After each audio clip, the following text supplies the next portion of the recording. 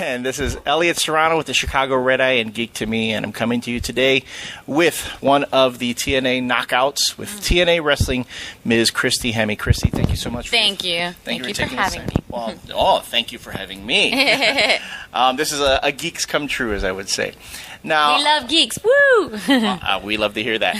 Now, you're in town today to help promote Bound for Glory 4, which will be taking place here in Chicago at the Sears Center in Hoffman Estates on October 12th. Correct. And, Chrissy, for those who don't know, what role will you be playing in the pay-per-view this weekend?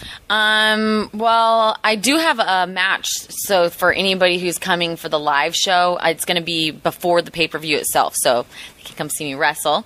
Or my guy, one of the Rock and Rave Infection, Jimmy, he's going to be in the big Terror Dome match with the big steel match, the Steel Asylum match. Awesome. So he's got to go take one for the team and win it. I spoke with Alex Shelley. He really likes the Rock and Rave Infection. Really looking forward to working with those guys. So yeah. It's really cool. Yeah. You've been a TNA knockout with TNA for how long now? It's been almost 3 years. 3 years? Yeah. As most wrestling fans know, you started with the WWE as a diva, went over to TNA. What kind of different experiences have you had making the transition between the two promotions? I mean, it's night and day for me. Like, not only just the schedule and all that kind of stuff, but the atmosphere backstage, the difference between the office and that kind of thing. Like, TNA is really the foundation of the company is a very family, work together, work hard kind of deal. And when I stepped into it, all the things that bothered me when I was at WWE, because I really found my passion there as far as, like, I knew that I loved the business. I knew that I loved wrestling. I knew that I loved the psychology and just everything about it. Like, just everything about it I loved. But the feeling besides when that TV turned on or when I was doing a show it didn't sit right with me. Mm-hmm. And the minute I stepped backstage at TNA, I just was like, oh, feels so good. I'm so happy. Well, that's good. It's kind of a big difference. I'm just saying. Well, I do say it does come across in your persona and your character when you're on television. It does come across. Well, I mean, even like with TNA too, they're really taking their time with me as a character, as a person, as, you know, just wrestling everything. Like, they're taking the time to let me grow into that rather than just like, here you go, Christy, now take it, you know.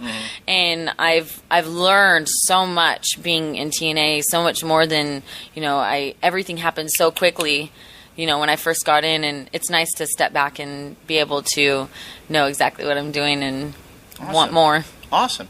I spoke with Jeff Jarrett last week. He was talking about really how they've really pulled the curtain back behind the curtain back on wrestling, where you really get to see a lot more what's going on behind the scenes, especially with what's been going on in TNA recently. He says a lot of what's been going on behind the camera is getting put in front of the camera. Yeah. So, kind of, yeah. I mean, it really, like, a lot of the stories lately, I'm like, wow, really? Really?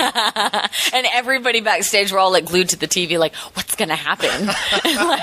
You're like watching what you're saying. We are all doing the same thing, you know? So you say as far as they're helping with your character, helping you develop, what kind of input do you have as far as what is done with your character, the things that you get involved in? For now, I'm kind of in this, like, waiting stage where all I can do is show them that I'm working hard and that I want more.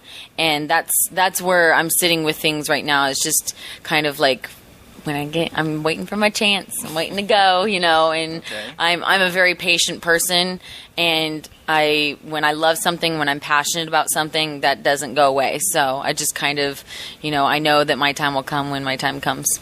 Awesome. And then what do you think the role of women in wrestling is now as compared to when you got into it in the beginning? Yeah, I mean, it's just evolved incredibly. When I first got in, we had some amazing wrestlers at WWE, and then everybody got fired.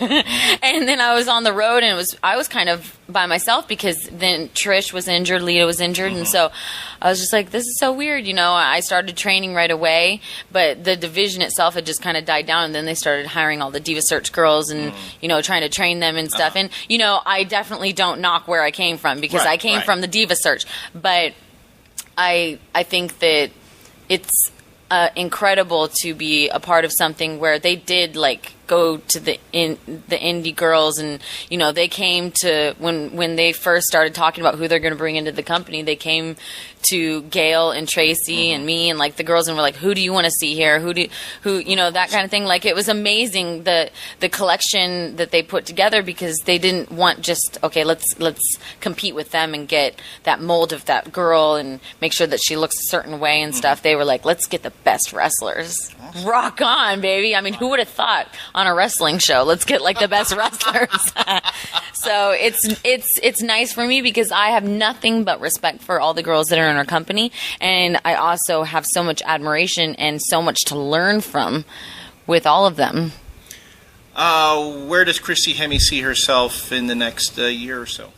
I see myself going for that women's belt. I would hope so. Yeah. I would hope so. Thank you so much, Thank Christy. you. This has been Elliott Serrano with the Chicago Red Eye and Geek to Me. Thanks for joining us.